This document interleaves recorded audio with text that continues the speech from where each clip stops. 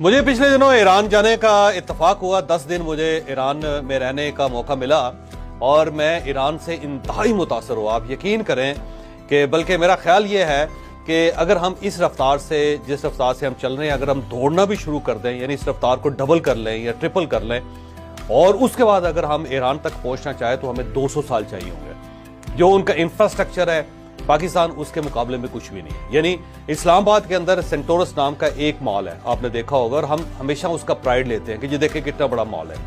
इसके साथ साथ एक बिल्डिंग 1 है, अगर आपने देखी हो तो एक इशारा दस्तूर पे बिल्कुल आखिर पे एक अपार्टमेंट की बिल्डिंग है जो 2 टावर है, हम उसका भी बड़ा प्राइड लेते हैं। लेकिन आप ये जान के हैरान होंगे कि तेहरान में इस टाइप की 1000 के करीब बिल्डिंग है सिर्फ एक शहर के अंदर। और तेहरान में जब ईस्ट से वेस्ट अगर आप जाएं, यानी शहर के एक हिस्से से दूसरे हिस्से में जाएं, तो 1.5 से 2 घंटे लगते हैं आपको।